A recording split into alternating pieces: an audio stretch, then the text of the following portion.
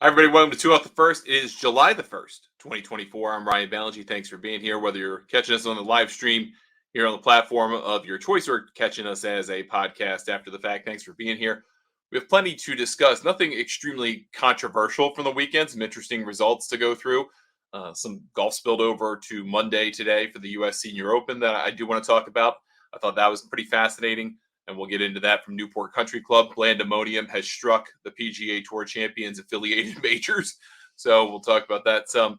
We got Akshay Bhatia coming up ever so short of getting into a playoff that would have given him an opportunity to pick up another win this season on the PGA Tour. Instead, we have our first two-time winner in Detroit. Maybe that's what completing the 313 challenge is all about. Then we've got the Italian Open, we've got the LPGA, we've got the Corn Ferry Tour. I mean, we've got lots going on here. So let's get into it all with you. Again, thanks for being here. Sorry for the delay in doing the show today live.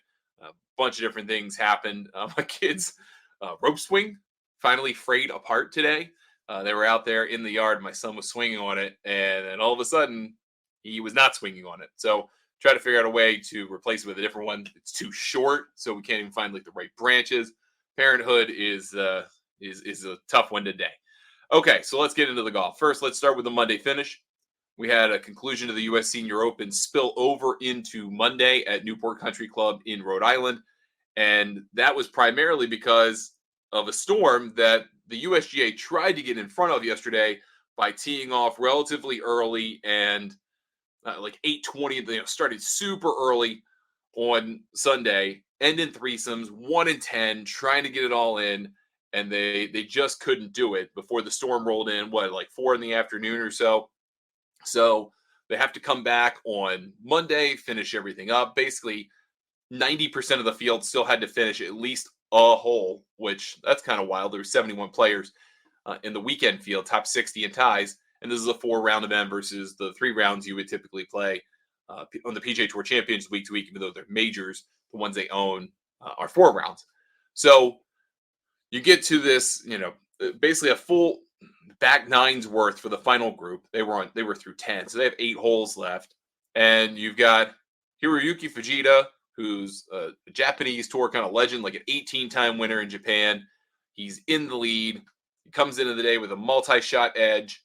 And you're thinking, all right, well, it's basically him and Richard Bland for the title. And if Fujita just gets to the clubhouse, then he's probably going to win this thing. And that was the rub, right?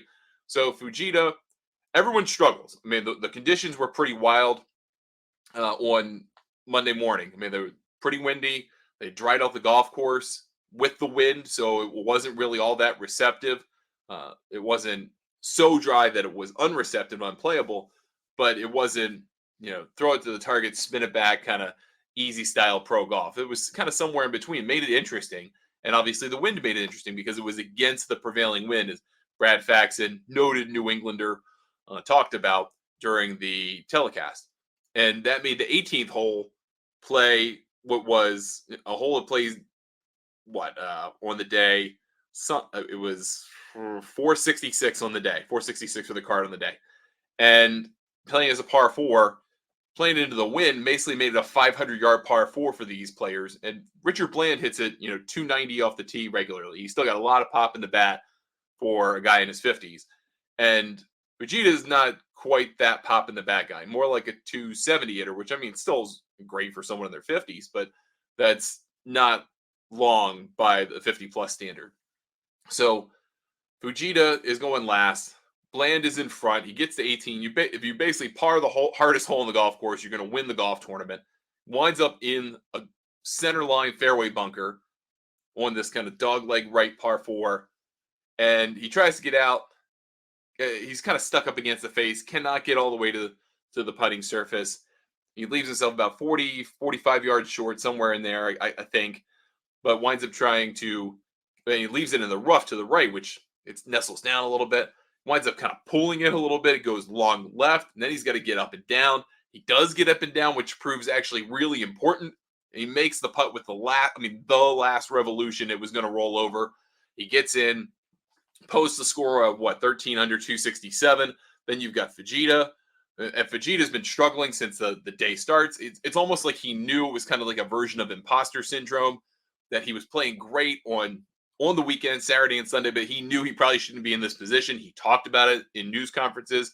Not that he was an imposter, but just kind of didn't expect this to be in this situation. He bogeys 11, 12, and 14. He gives back the lead. He's lost the lead. Well, now Bland has bogeyed 18, so it opens the door. Now they're tied. He can't make the birdie putt on 17. It was close. It was close from what, probably 12, 13 feet, and then gets to 18, and he has to just absolutely nuke a fairway wood to get just to the front surface of the green to give himself a putt to win, and then winds up coming just a little short. It turns left at the end. It was a really, really good putt. Makes the par. They go to a playoff. So now we have the first two-hole aggregate score playoff in the history of the USGA. This is what they went to, what was this, 5 years ago, whatever it was, and they hadn't had one in any of their major professional championships, whether that's the U.S. Open, U.S. Women's Open, U.S. Senior Open. So this is the first time you have one. They go and play 10 and 18. They're par fours. Both guys par the holes both times. Then that turns to a sudden death playoff, and now you're just playing 18 on a loop. And they go ahead and play it. And the third time, they both bogey it, which, I mean, that's interesting enough unto itself. They both had, I think Fujita had a par putt to win, but neither of them make it. So now they're going to 18 again. This time, Fujita can't get there, and he winds up short. He's got to try to get up and down, winds up in a bunker. Then you've got Richard Bland, who winds up in the left side. I mean, he just pulls it bad, but he had enough on it to get in the bunker.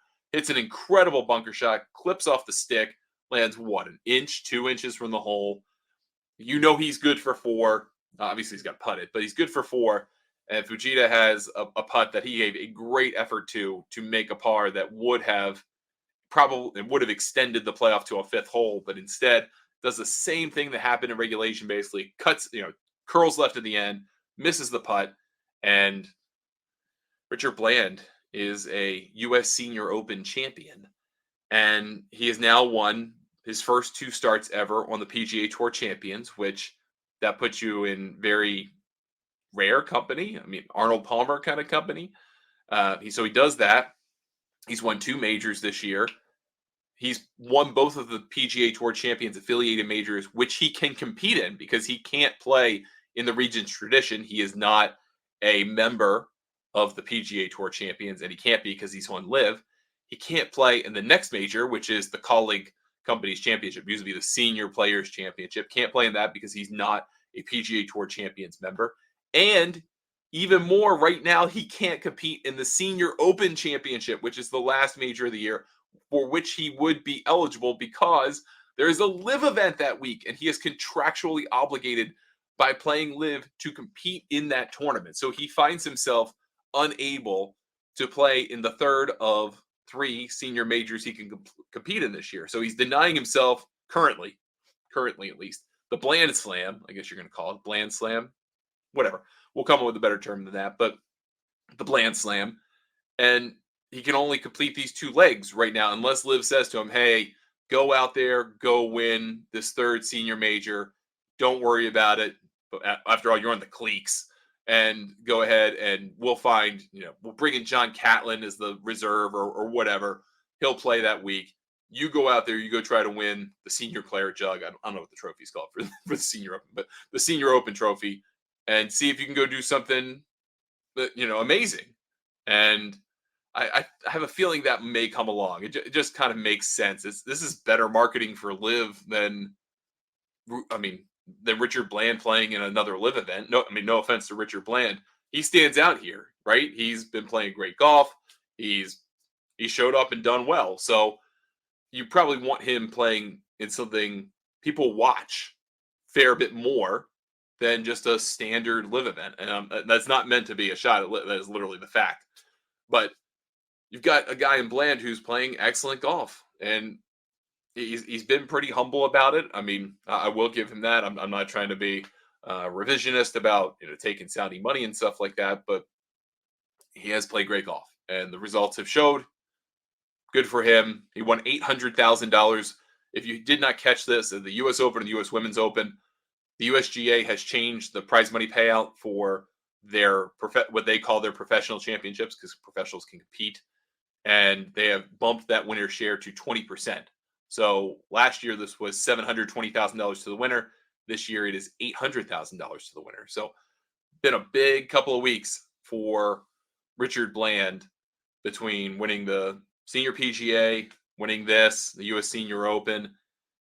It is fascinating to me to have these kind of instances, and they've happened multiple times in like the last 5 years. And that's outside of Steve Stricker on the Champions Tour, where you have like, uh, I mean, this is one of them, but Steve Alkers, your Stephen Ames of the world. You've got I mean, just all kinds of players who just kind of have like their shining moments, and maybe it's a season, maybe it's two majors, whatever it is. But it is really interesting to watch guys who are just kind of on the edges of the the tour level competition, PGA Tour, Live, whatever, and they're still active and they're still good enough to compete at that level, and they go to the senior level and they just smash. I mean, that's kind of what Steve Stricker did. He's won 7 senior majors, finishes 4th in this one, comes close. What's also really interesting to me is the structure of the senior majors, because the way that they are built, you basically have 5 majors and 8 tournaments on the PGA Tour Champion schedule. Like, they have the early season stuff. They do Hawaii, they do Florida, and then it's like, all right, it's major time, and we just do nothing but majors basically for 2.5 months. And it's really awkward to do it that way, because if you just have a good run of about 2 months, and this is no slight to any player, but you don't have to have a great season, have a great major season. And all the money on the PGA Tour Champions is in those majors for the most part, except for the Charles Schwab Cup and the Charles Schwab Cup Championship, which extends out super far into the fall. It just is not a logically laid out schedule. But if you want to win senior majors, this is when you do it. This is your time of year. So congrats to him on doing that. We don't typically spend 12 and a half minutes talking about senior golf, but hey, it was an interesting finish. I really love Newport Country Club. It's a place the USGA has been going to since its inception, basically. And it's still very much valid for a lot of championships that they have. It's not valid, I don't think, for the US Open, and 13 under won this one. But it is still very much a fascinating competitive test, and I really, really enjoyed watching it. I hope we get to see more of it. And I keep thinking about this, and we'll pull this to Live for a quick second. This notion that Chambers Bay, which hosted the 2015 US Open, USAM before that, is a good quality public golf course. It just happened to have really crummy greens the week of the US Open, and they weren't constructed properly. They weren't done with the right grass. They just were not done properly. And they changed grass, they changed the greens and make them look good. The USGA goes, well, yeah, but we've already booked out the US Open into the 2040s, so what do you want from us? And the Chambers Bay folks are like, well, we don't want a lesser champion. We want another crack at the US Open. They go, well, we've already kind of decided the fate for this championship for 20 years running. So now Chambers Bay and the county government behind it, they are talking to Live. And they may take on Live and have Live Golf Seattle or whatever it is, because the future championships of the USGA, especially the US Open, are spread out so far in advance that really the only thing that is left for non-anchor sites is the next best thing available. And that's not to say that that's horrible, but it's not the US Open, right? So you've got all of these championships that need to be filled with spaces, but you've got these clubs that go, well, we hosted a US Open. Why can't we get one of them? And they go, oh, well, your consolation prize is a men's 4-ball or a junior am, or the USGA has lots of great championships, but it doesn't come across as it's something you got to break into, and you can't break into it unless you're Oakmont, Marion, Pebble Beach, or Pinehurst number 2 right now. It's kind of incredible. Okay, let's talk a little bit about the Rocket Mortgage Classic, which wound up on Sunday at Detroit Golf Club. I need to hear from my Detroit people. Is it Detroit or Detroit? I would love to hear about that. I've been to Detroit or Detroit once before, and that was when AirTran was closing. They were merging with Southwest. I had an AirTran flight. I flew up to Detroit. I went to a place that I saw on Diners, Drive-Ins, and Dives, which was good, very good, mustard-based barbecue. Then I went under the tunnel, or whatever it is, into Windsor, Canada. I was back when I still played a fair amount of blackjack, still had time for that kind of stuff. And I went into Windsor. They put me in a very nice room at whatever that Caesars was. I proceeded to lose a lot of funny money and then gained it all back. And then as I was leaving in my otherwise completely empty Toyota Yaris rental car, the U.S. Border Patrol was like, "What are you doing? What, are you smuggling money?" And they made me sit around for like 15, 20 minutes trying to think about how I could be smuggling drugs or money into the country, even though I wasn't doing any of those things. So might be the last time I've even considered being in Detroit. But I really like this tournament. I think they do a good job with this. This is clearly one of those tournaments stuck on the schedule where you're not going to get 40 of the world top 50. We've got that established now. But they've done the playbook right to go, okay, we're only going to get like 10 of the top 50, and we're going to do the best that we can with that. And I think they did a great job. They had Akshay Bhatia. They had Aaron Rye in contention. You had Cam Young in contention. You had Cam Davis ultimately win it. You had Tom Kim there. You had a decent field, all things considered, I think. But you get down to it on Sunday. Cam Young is just mad like all day because he can't hit the driver right, so he leans on it, the 14th hole, and snaps it. And you can hear it on the CBS broadcast. The mics pick it up, snap. And so we can't replace that because that's a crime of anger, not a crime of indifference or whatever. Basically, under the rules, if you break in anger, you can't just replace your club. So he's playing with a 3-wood the rest of the way. He's still playing very well because he hits a 3-wood 300 yards. Can't make a putt, visibly angry. And then you've got Aaron Rye, who's just kind of hanging in there, not really doing anything, but doing just enough to stick around. Akshay Bhatia cannot make a birdie to save his life, but he gets up and down for practically everywhere until you get to the 72nd hole where Cam Davis has gotten in. He's on 18 under. He's the guy who's threatening to win. All Bhatia needs is a 2-putt from, 32, 35 feet to force a playoff, but he winds up coming woefully short, 5-footer. Misses on the low side on the 5-footer, and Cam Davis is your first 2-time winner of the Rocket Mortgage Classic. It's his second PGA Tour win. They're both in this event. You could see what it meant to him. One, that he didn't expect it, and two, that it's been a while coming. Right? He's been showing some signs here and there of playing better golf, but never putting together quite like this to win. Now he wins, and he finds himself with a multi-year exemption. He's going to put himself probably easily into the top 50 for next year, which means he's probably going to be one of them 50 players who get into all the money events. Winning on this tour has a lot of meaning now, especially in the era where Scottie Scheffler is winning everything in sight. If you're one of the other people who happen to win a golf tournament, whether that was before Scheffler's run starting in April or March rather, or one of the guys now, you have a very good chance of being in the top 50 just because of the way this season has worked out. I think that's fascinating. So this is a big deal for Cam Davis. And I do appreciate Akshay Bhatia saying after the fact, look, I was nervous. Like, I'm human. I was nervous. I missed the putt. It was his only 3-putt of the week. It was his only miss from 6 feet of the week, which those things kind of go hand in hand. And, he doesn't get the job done. And that's okay. Guys make mistakes. Guys fall. And Todd Lewis with Golf Channel kind of put up this tweet, and I don't need to put up on the screen, but basically, kind of showed some courage by sticking around and talking to Golf Channel and doing the media after. And I think that's going a little far with it. Like the whole Rory thing about not talking to the press after losing the U.S. Open. I feel like that's one thing. And this may sound hypocritical to a degree, and I think it might very well be. But here's my view. Losing the U.S. Open is very different than losing the Rocket Mortgage Classic. Because losing the Rocket Mortgage Classic, people probably won't remember that especially well 2 years from now. Some people will, and Akshay will, but not everyone will. People are going to remember Rory McIlroy losing the U.S. Open for the rest of Rory McIlroy's life.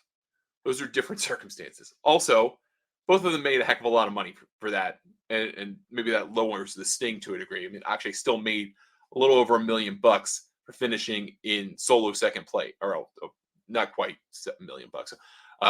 With the tie for second place. Still a great week for him, right?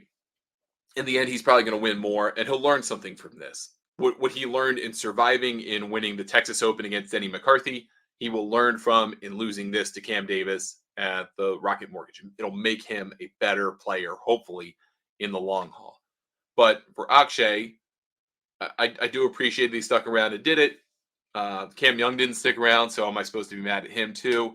And I think that's a fair argument to make. Well, you got to be mad at everybody. Well, it's a little bit more nuanced than that, I think. But I understand the perspective of people go, why aren't you mad at those guys?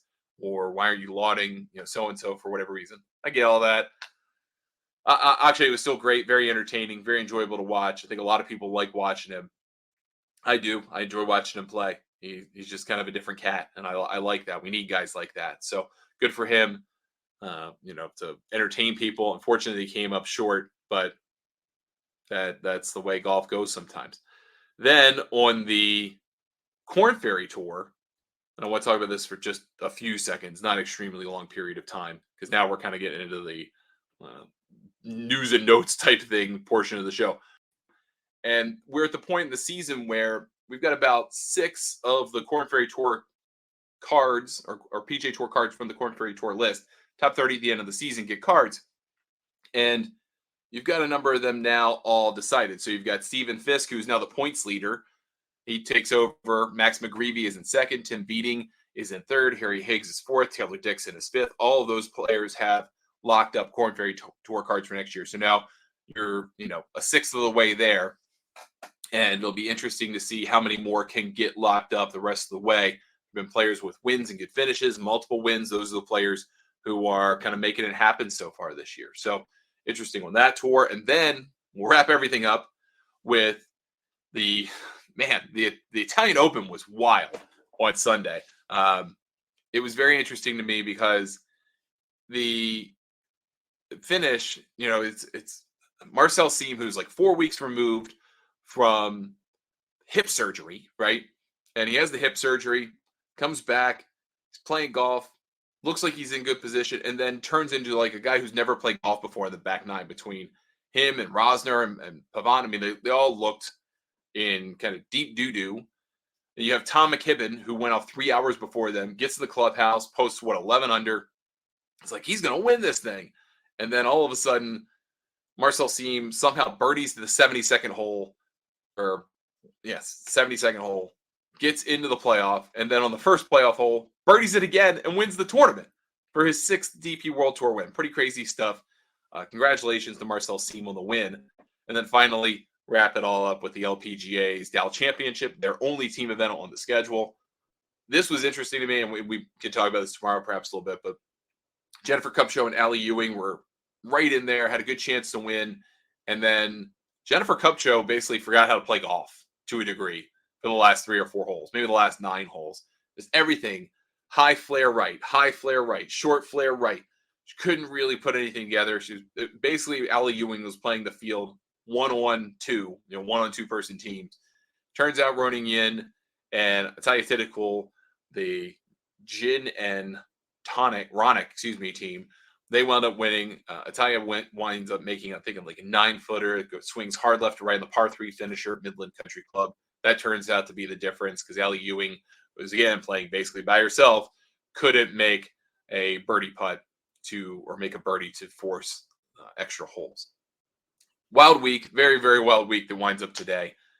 We have a somewhat of a subdued week this week. We've got the John Deere Classic. Patrick Cantlay already withdrew from that, so he's destroyed the betting market for that.